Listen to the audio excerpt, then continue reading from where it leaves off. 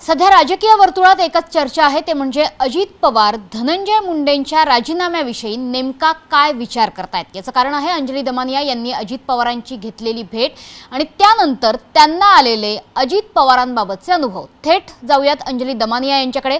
अंजलीताई, खरं तर अजित पवारांची तुम्ही भेट घेतलीत, तुम्ही बाहेर येऊन माध्यमांशी त्याबाबत बोललात देखील। कशी होती ही भेट अशी उत्सुकता अनेक जणांना आहे, कारण यापूर्वी त्याच अजित पवारांवर तुम्ही अनेक आरोपही केलेले आहेत। तुम्ही म्हणालात की तसा अजित पवारांचा माझा 36चा आकडा आहे। एकंदर भेट कशी होती, अजित पवारांची प्रतिक्रिया काय होती? कसं झालं की काल मी अजित पवारांना त्या पक्षाचे अध्यक्ष म्हणून भेटले, कारण त्यांची दोन विधानं मी ऐकली त्यांच्या पक्षाकडून, एक सुनील तटकरे यांचं आणि एक अजित पवारांचं, की आम्हाला जोपर्यंत पुरावे मिळणार नाहीत तोपर्यंत आम्ही कारवाई करणार नाही। तर आधी विचार केला की ह्यांना भेटायला गेलं तर त्याच्यातनं उगाचच लोक अर्थाचा अनर्थ करतील, म्हणून मी म्हटलं की आपण जाऊया की नको। पण कसं आहे मनश्री, की तिथली जी परिस्थिती आहे ना बीडची, ती अतिशय गंभीर आहे आणि ते तिथे जाऊन आल्यावरच कळतं। लोकांशी बोलून लोक ढसाढसा रडतात की आम्ही कंप्लेंट द्यायला पोलीस स्टेशनमध्ये जातो, आमच्या कंप्लेंट्स घेतल्या जात नाही, दहशत आहे, आमच्या जमिनी लुटल्या जातात, आमच्या मुलींना डोळ्यात देखत आई वडील असताना घरात कोयता दाखवून उचलून घेऊन जातात आणि वापरून आणून फेकून देतात। हे जेव्हा आणि एक बाई जेव्हा बोलत होती ढसाढसा रडत होती, ते सगळं ऐकून ना खूप खूप वाईट परिस्थिती आहे बीडची आणि याच्यात राजकारण खरं कोणीच करू नये, पण ते होताना दिसतंय आपल्याला। म्हणून मी म्हटलं की ठीक आहे, आता जे जे पुरावे आहेत ते आपण सिस्टमॅटिकली करू, कारण आत्तापर्यंत तुला माहिती आहे की मी जे जे लढे देते ते अतिशय सिस्टमॅटिकली देते। मी सीजेंना एक मोठंच्या मोठं 45 पानांचं पत्र, डिटेल पत्र लिहिलंय की बीडची परिस्थिती काय आणि का धनंजय मुंडेंचा राजीनामा गरज आहे त्याची। तर म्हणून मी सुओमोटो पिटिशन याला दाखल करून घ्यावं, PIL दाखल करून घ्यावी असा विनंतीचा अर्ज मी सीजेंकडे दिला। पण त्याआधी आम्हाला विचारलं जाईल की तुम्ही तुमचे लीगल रेमेडीज एक्झॉस्ट केले की नाही। तर म्हणून मी आधी SP ना भेटले, ADGंची 2दा बैठक झाली, एकदा DG ना भेटले, CM ना भेटले। पण जेव्हा CM म्हणतात की बाबा ते माझ्या पक्षातले नाही आहेत, तर म्हणून म्हटलं की त्यांच्या पक्षाच्या अध्यक्षांना आपण जाऊन भेटू। म्हणून मी काल अगदी म्हणजे नाईलाजास्तव म्हटलं तरी चालेल अजित पवार यांची भेट घेतली। नाईलाजास्तव अजित पवारांची भेट घेतलीत। या भेटीमध्ये तुम्ही नेमके कोणते पुरावे दाखवलेले आहेत आणि अजित पवारांची त्याच्यावर प्रतिक्रिया काय? कसं होतं की मला ना अपेक्षित नव्हतं की अजित पवार इतकं व्यवस्थित आणि इतकं शांतपणे ऐकतील, कारण माझ्या डोक्यात त्यांची कल्पना थोडी वेगळी होती। पण तिथे गेल्यावर मी सांगते ना, अक्षरशः 25 ते 30 मिनिटं, 1 मिनिटसुद्धा त्यांची पेपर्सवरनं नजर हटली नव्हती। त्यांनी एक एक पेपर अतिशय गंभीरपणे बघितला आणि मी त्यांना दाखवत होते की कसं आहे की एक व्यंकटेश्वरा इंडस्ट्रियल सर्व्हिसेस या नावाची एक कंपनी आहे आणि त्या कंपनीमध्ये राजश्री मुंडे आहेत, धनंजय मुंडे आहेत आणि वाल्मिक कराड देखील आहेत। तर असं असताना यांना फ्लाय ॲश जी महाजेन्कोकडनं मिळाली आहे, आता हे जर आपण बघितलं डिपॉझिट विथ महाजेन्को, आता इथे खाली धनंजय मुंडेंची सही आहे। एक एक सगळे जे पेपर त्यांना मी दाखवले आहेत, त्या प्रत्येक पेपरमध्ये आपण बघाल खाली राजश्री मुंडे यांची सही आहे। आता हा जो व्यंकटेश्वरा इंडस्ट्रियल सर्व्हिसेस याचा जो मीटिंगचा जो पेपर होता, इथे राजश्री मुंडेंची सही आणि वाल्मिक कराड यांची देखील सही आहे। असे अनेक माझ्याकडे मीटिंग्समध्ये, आता जर कार्यकर्ता असेल किंवा त्यांचा आर्थिक व्यवहार नसेल तर वाल्मिक कराड इथे काय करतोय, या कंपनीमध्ये काय करतोय? नुसता कार्यकर्ता असता, यांचे आर्थिक व्यवहार नसते, जर ते म्हणजे पार्टनर्स इन क्राईम आणि पार्टनर्स इन फायनान्स नसते, तर या सगळ्या गोष्टी झाल्याच नसत्या। तुमच्या हातातला हा सर्वात महत्त्वाचा पुरावा म्हणावा लागेल, हा दिसतोय। हा व्यंकटेश्वरा कंपनीमध्ये हे थोडं एक्सप्लेन करून सांगा की कशा पद्धतीने तुम्ही हा पुरावा अजित पवारांना दाखवला, त्याच्यावर त्यांची प्रतिक्रिया काय? हां, आता ही जी व्यंकटेश्वरा इंडस्ट्रियल सर्व्हिसेस नावाची कंपनी आहे, ती स्थापन धनंजय मुंडे आणि राजश्री मुंडे यांनी केली। त्याच्यात शेअर होल्डर कोण कोण आहेत, हे दोघं मेन आहेत। याच्या व्यतिरिक्त धनंजय मुंडे यांच्या आई आहेत आणि वाल्मिक कराडसुद्धा याच्यात शेअर होल्डर आहेत। आज तगायत ती कंपनी, त्याच्यातले डायरेक्टर राजश्री धनंजय मुंडे या आहेत। आता ही कंपनी काय करते तर ही फ्लाय ॲश घेऊन विकते। ही कंपनी इंडिया सिमेंट नावाची जी एक मोठी पब्लिक लिमिटेड कंपनी आहे, जी खरं फ्लाय ॲश महाजेन्कोमधनं उचलते, त्यांची सिमेंट एजन्सी यांची, त्यांचं ट्रान्सपोर्टेशन यांचं, ह्या कंपनीचं महाजनकोकडे डिपॉझिट देखील आज तगायत पडलेलं आहे. असं असताना म्हणजे हा सरळ सरळ याला आपण ऑफिस ऑफ प्रॉफिट म्हणतो. ऑफिस ऑफ प्रॉफिट म्हणजे काय ते लोकांना कळलं पाहिजे की एखादा मंत्री किंवा एखादा आमदार हा कुठल्याही प्रकारे एक नया पैसासुद्धा सरकारच्या कंपन्यांमधनं मिळवू शकत नाही. याला सरळ सरळ ऑफिस ऑफ प्रॉफिट म्हणतात. याच्यावर सुप्रीम कोर्टाच्या अनेक जजमेंट्स आहेत. म्हणून मी 3 गोष्टी घेऊन गेले. एक तर रेप्रेझेंटेशन ऑफ पीपल्स ॲक्ट 1951, ज्याच्यात सरळ सरळ 2 ठिकाणी लिहिले 9A आणि 10 या दोन्ही ठिकाणी लिहिलं आहे की आमदार असं जर केलं किंवा मंत्र्यांनी असं जर केलं तर त्यांचा मेंबर ऑफ लेजिस्लेटिव्ह असेंब्लीमधनं सुद्धा त्यांना बाद करण्यात येईल. आणि इलेक्शन कमिशनला तो हक्क आहे. आत्ता आपण बघितलं हे सोनिया गांधींच्या बाबतीत घडलं, आम आदमी पार्टीच्या बाबतीत घडलं. हे नेहमी घडतं की कोणीही त्याच्या पदाचा गैरवापर करून आर्थिक नफा स्वतःला किंवा कुटुंबाला मिळवून दिला तर त्यांची मंत्रिपद काय आमदारकीसुद्धा रद्द करण्यात येते. तर हे मी रेप्रेझेंटेशन ऑफ पीपल्स ॲक्टमधनं दाखवलं. दुसरं म्हणजे एक कॉन्स्टिट्यूशनल प्रोव्हिजनिंग आहे ज्याला आर्टिकल 1021(A) या आर्टिकल खाली आणि आर्टिकल 191 खाली त्यांची आमदारकी रद्द होते. या व्यतिरिक्त एक मॉडेल कोड ऑफ कंडक्ट जे मिनिस्ट्री ऑफ होम अफेअर्सनी पाठवलेलं आहे, जे युनियनसाठी आणि स्टेटसाठी देखील आहे. याच्यात सुद्धा लिहिलं आहे की एखादा मिनिस्टर असेल तर त्यांनी मंत्रिपद ग्रहण केल्याबरोबर त्यांना एक डेक्लरेशन द्यावं लागतं की माझ्याकडे काय काय ॲसेट्स आहेत आणि कुठल्या कुठल्या कंपनीज आहेत. तर ही जी कंपनी आहे ही यांनी यांच्या इलेक्शन ॲफिडेव्हिटमध्ये सुद्धा डिक्लेअर केलेली आहे. मग जर यांना आर्थिक नफा मिळत असेल तर यांना त्या आमदारकीसुद्धा त्यांची रद्द करण्यात येऊ शकते. पण आता ती होईल की नाही ही शंका मला होती की हे सगळं मी मुख्यमंत्र्यांना दिलं, हे सगळं मी DGना दिलं, ADGना दिलं, कारवाई होईल की नाही मला माहीत नाही. म्हणून मी काल हे त्यांच्या पक्षाच्या अध्यक्षांना दिलं आहे. एक एक पेपर त्यांनी अतिशय व्यवस्थित बघितला.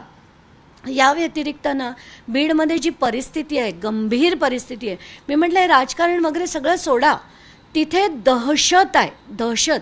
आणि ही दिशा देणार आहे का आपण महाराष्ट्राला? आता व्यंकटेश्वरा कंपनीच्या व्यतिरिक्त धनंजय मुंडेंच्या थेटपणे विरोधात जातील असे आणखी कुठले पुरावे आहेत?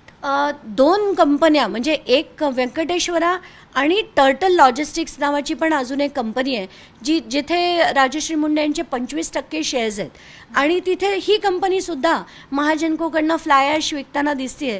तर हे जे 2 आहेत ज्याचं आपण राख माफिया आपण जे ऐकलं त्यांचं, तर एक्झॅक्टली हेच पुरावे मी आज त्यांना आता देऊन आलेले आहे. व्यंकटेश्वरा आणि टर्टल लॉजिस्टिक या दोन्ही कंपन्यांमध्ये वाल्मिक कराड हे सुद्धा आर्थिकदृष्ट्या गुंतलेले आहेत? नाही, वाल्मिक कराड हे व्यंकटेश्वरामध्ये आहेत आणि जगमित्र शुगर्स जी मोठ्या प्रमाणावर तिथे त्यांचे ऑफिसेस आहेत, बरेचसे थाटमाट जिथे वाल्मिक कराड नेहमीच बसायचे आणि जनता दरबार घ्यायचे. खरं तर ते भेटण्याचं काम जे आहे ते धनंजय मुंडेंनी करायला हवं होतं, पण सो कॉल्ड जनता दरबार हे वाल्मिक कराड घ्यायचे. तर ही ती जगमित्र शुगर्स त्या कंपनीत सुद्धा त्यांचे शेअर्स आहेत. आणि मला मेन हेच मुद्दे दाखवायचे होते की हे कार्यकर्ता नक्कीच नाहीत, हे पार्टीचे कार्यकर्ता नक्कीच नाहीत, यांचे आर्थिक व्यवहार धनंजय मुंडेबरोबर आहेत आणि एक नाही अनेक ठिकाणी. तर आता ही जी व्यंकटेश्वरा कंपनी आहे ना, त्यांनी तिथले पैसे जगमित्रमध्ये फिरवलेले आहेत, ते पेपरसुद्धा दाखवले. आता जगमित्रनी जवळजवळ 62 कोटीचं लोन हे विविध बँकेंकडनं घेतले. मग हे बँकांनी त्यांना लोन काय ग्राउंड्सवर दिलं, काय कोलॅटरल दिली? म्हणजे जर त्यांचे जर शेअर होल्डर वाल्मिक कराडसारखे असले तर आपण जर एक गाडीचं लोन घ्यायला गेलं आपल्याला ते मिळत नाही, पण यांना 62 कोटीचं लोन काय ग्राउंड्सवर मिळालं? अंबेजोगाई बँकेकडनं आहे, स्टेट बँक ऑफ इंडियाकडनं आहे. सगळी त्याची माहिती जी आहे ती मी त्यांना दिलेली आहे. मात्र हे सगळे आर्थिक व्यवहाराचे पुरावे असताना अजित पवार यांचं पुन्हा एकदा जुनं स्टेटमेंट जर आपण बघितलं की या प्रकरणात धनंजय मुंडेंचा सहभाग आहे का, याचे पुरावे समोर आले पाहिजेत. नाही, मग हे आर्थिक पुरावे आपण जे दिलेत ते कोणाचे आहेत?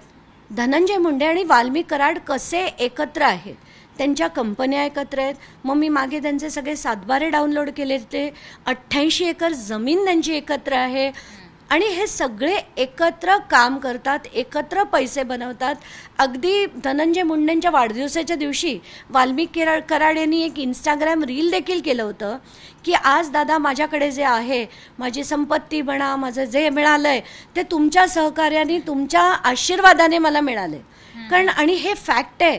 कारण आज जर वाल्मिक कराड एक साधा व्यक्ती असता तर त्यांनी इतकी अफाट संपत्ती गोळा करू शकला असता का? त्यांना जोपर्यंत यांची साथ, याचं सहकार्य, यांचा आशीर्वाद नाही आहे तोपर्यंत हे होणं शक्य नाही आहे. आज जो त्यांचा थाटमाट चालला आहे ना, पोलीस डिपार्टमेंटमध्ये म्हणा किंवा तुरुंगात म्हणा, हॉस्पिटलमध्ये म्हणा, तो देखील धनंजय मुंडे यांच्या आशीर्वादानेच चालू आहे. नक्कीच. त्याच्यामुळे एक महत्त्वाचे पुरावे घेऊन अंजली दमानिया या अजित पवारांना भेटल्या. मात्र मुद्दा हाच उरतो की अजित पवारांनी अंजली दमानियांना हे पुरावे दाखवल्यानंतर काय आश्वासन दिलंय? कसं झालं, आम्ही हे आर्थिक व्यवहाराबद्दल बोलल्यानंतर मी त्यांना बीडची खरी गंभीर परिस्थिती सांगितली. मी ना तिथे सगळ्यांकडे इंस्टाग्राम फार वापरला जातो, कसे रील्स बनवतात आणि त्याच्यातले आत्ताच्या पिढीचे काही मी रील्स त्यांना दाखवले. या व्यतिरिक्त वाल्मिक कराड जेव्हा जातो त्याला आपण ना इंग्लिशमध्ये कॅव्हलकेड म्हणतो, अशी कॅव्हलकेडच्या कॅव्हलकेड त्यांची कशी निघते, कसे त्यांचा एक ग्रुप आहे 333, त्याच्यात वाल्मिक कराड, सुदर्शन गुले हे सगळेच जण आहेत, विष्णू चाटे, हे सगळे जण, त्यांची ती गँग 333 जी आहे ती कशी चालते आणि कसे अक्षरशः म्हणजे स्कॉर्पिओज एकामागून एक जातात आणि वर हवेत फायरिंग केलं जातं, याचे सुद्धा रील्स दाखवले. मी म्हटलं ही महाराष्ट्राची होणारी, आपण देणारी दिशा आहे का? आणि महाराष्ट्राचं हे विजन आहे का? आणि आता तुम्ही बीडचे पालकमंत्री आहात. ते मला म्हणाले मी उद्या बीडला देखील जाणार आहे, पहिल्यांदाच मी तिथे पालकमंत्री म्हणून जाणार आहे. तर याच्यावर मी म्हटलं की तुम्ही कारवाई जी करणार आहात ती नक्कीच करा, कारण हे जे सगळे थेर चाललेत कुठेतरी हे थांबायला हवं होतं आणि बीडमध्येच नाही अख्ख्या महाराष्ट्रात थांबायला हवं. अजित पवारांनी काय आश्वासन दिलंय? काल सगळे ते पेपर्स बघून म्हणाले की हे तर अतिशय गंभीर आहे आणि मी मुख्यमंत्र्यांची उद्या 12 वाजता भेटणार आहे, आमची बैठक आहे, त्याच्यात मी हे सगळे दाखवतो आणि बघू काय करायचं ते आम्ही ठरवतो. आता बघू काय ठरवत आहेत ते. आज राज्य मंत्रिमंडळाची बैठक आहे. या बैठकीत अजित पवारांनी जे तुम्हाला आश्वासन दिले त्याप्रमाणे मुख्यमंत्री आणि उपमुख्यमंत्री अजित पवार यांची चर्चा होण्याची शक्यता आहे का? आणि तुम्हाला अपेक्षित काय आहे की किती दिवसांमध्ये तुम्हाला अपेक्षित परिणाम यावा? खरं तर हे सगळं दाखवल्यावर 1 तासात त्यांनी त्यांचा राजीनामा मागायला हवा होता पक्षाचे अध्यक्ष म्हणून. पण तरीही जर मागितला नसेल आणि आज फडणवीसांची चर्चा करून त्यांना करायचं असेल तर करू दे चर्चा. आणि जर नाहीच झालं तर मी तर कोर्टाचा मार्ग नक्की केलेलाच आहे, पण नाचक्की होईल आणि मग मला ना CMना, DCMना, या पक्षाच्या अध्यक्षांना सगळ्यांना इंडिव्हिज्युअली त्याच्यात मी खेचणार आहे. कारण हे तुम्हाला सगळेच्या सगळे पुरावे देऊन सुद्धा तुम्ही फक्त राजकारण करायचं म्हणून तुम्ही जनतेच्या भावनांशी खेळलात आणि तिथे दहशत चालू असताना तुम्ही त्याच्यावर काही कारवाई केली नाही. म्हणून मी यांना इंडिव्हिज्युअली लायबल करणार आहे आणि प्रॉसिक्यूट करण्याचे आदेश कोर्टाकडनं घेणार आहे. नक्कीच. म्हणजे या प्रकरणात जर तुम्हाला कोर्टात जावं लागलं राजीनाम्यासाठी धनंजय मुंडेंच्या, तर तुम्ही मुख्यमंत्री आणि उपमुख्यमंत्री यांना सुद्धा आरोपी म्हणूनच बघणार आहात? अगदी आरोपी आहेतच. कारण एवढं देऊन एवढा जनतेचा आक्रोश झाला, एवढाले मोर्चे निघाले, एक पुरावे बाहेर निघाले आणि पुरावे पोलिसांनी न करता बाहेरून आलेले पुरावे होते, व्हिडिओ झाले, कसे हे सगळं संघटितपणे करण्यात आलं. त्याच्यात पोलीस दिसत आहेत आपल्याला, म्हणजे पोलिसांच्या याद्या आल्या, लातूर जेलमध्ये कोणी कुठे कुठे सहकार्य केलं, कसे गुन्हे लपवले गेले. एवढं होऊन सुद्धा जर तुम्ही राजकारण केलं तर याच्यावर मात्र तुम्हाला गुन्हेगार म्हणूनच ट्रीट करायला हवं. नक्की. अजित पवार यांची देहबोली तुमच्याशी हे सगळे पुरावे डिस्कस करताना नेमकी कशी होती? कारण आजपर्यंत जसं आपण सुरुवातीलाच म्हटलं की तुम्ही अजित पवारांवर सुद्धा अनेक आरोप केलेले आहेत.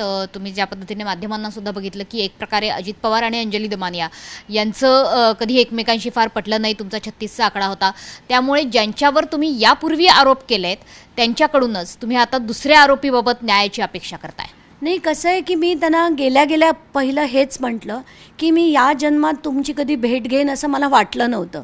पण गेल्यावर जेव्हा मी बोलले की मी म्हटलं भ्रष्टाचार हा वेगळा मुद्दा आहे आणि त्याच्यावर न्यायालयात लढता येतं, पण ही जी परिस्थिती आहे ना, हे गँगवॉर आहे यांचा. आणि हे जर सगळं दहशत जी आहे ती संपायची असेल तर म्हणून मला असे मंत्री नकोत, म्हणून मी तुमची भेट घ्यायला आले. इथूनच आमच्या बोलण्याची सुरुवात झाली. आणि ते ज्या पद्धतीने बघत होते, मला तर ते जास्त गंभीर, म्हणजे फडणवीसांपेक्षाही अजित पवार जास्त गंभीर आहेत असं वाटलं. आणि कुठेतरी ते ॲक्शन घेतील अशी अपेक्षा मी त्यांच्याकडनं करते. आणि जर ते खरोखर जे बोललं जातं की ते 6 वाजता उठतात, कामं करतात आणि जनतेबद्दल आस्था ठेवतात, दाखवावं त्यांनी की खरंच त्यांना जनतेबद्दल आस्था आहे. अंजली दमानियांच्या मागणीबाबत अजित पवार सकारात्मक आहेत, तसा विचार करतील असं कालच्या त्यांच्या देहबोलीवरनं वाटलं तर खरी, पण राजकारण्यांना खरंच आपण ओळखू शकत नाही. ते बोलतात एक आणि करतात एक, पण करावत अशी माझी अपेक्षा नक्कीच आहे. शेवटचा प्रश्न, अंजली दमानिया काय अल्टिमेटम देतात आता सरकारला? कारण तुम्ही यापूर्वी मुख्यमंत्र्यांची भेट घेतली आहे, अजित पवारांची भेट घेतली आहे, त्यांच्या पक्षाचे अध्यक्ष म्हणून. आता अल्टिमेटम काय आहे न्यायालयात जाण्यापूर्वी? नाही, आता कसं आहे की आपल्याकडे दुसरा ऑप्शनच नाही आहे. जर आज या दोघांनी न्याय केला नाही, बीडबरोबर आणि महाराष्ट्राबरोबर, कारण मी तर आता म्हणते की हे कुठेही वाढू नये. आपण पुण्यात होताना बघतोय, संभाजीनगरला होताना बघतोय, मला कोल्हापूर, जालना, कुठून मेसेज येत आहेत आता. आणि हे जर थांबवायचं असेल ना, राजकारणाचं गुन्हेगारीकरण, तर याच्यावर ॲक्शन झाली पाहिजे. नाही झाली तर हे PIL म्हणून मी दाखल करून, जर CJनी ॲक्शन घेतली नाही तर मी स्वतः PIL दाखल करून या सगळ्यांना गुन्हेगार म्हणून ट्राय करायला लावणार आहे. कारण आपल्याकडे हा एकच मार्ग उरतो. नक्कीच, खूप खूप धन्यवाद या सविस्तर बातचीतीबद्दल. तर अंजली दमानिया यांना आशा आहे की सकारात्मकपणे अजित पवार त्यांच्या मागणीवर विचार करतील आणि धनंजय मुंडेंचा राजीनामा घेतला जाईल. त्यामुळे आज आणि उद्या या 2 दिवसांमध्ये नेमक्या राजकीय घडामोडी काय घडतायत, अजित पवार हे पक्षाचे अध्यक्ष म्हणून धनंजय मुंडेंचा राजीनामा मागतायत का, हे बघणं अतिशय गरजेचं आहे. कॅमेरामॅन श्रीनिवास पाठक, झी 24 तास, मुंबई.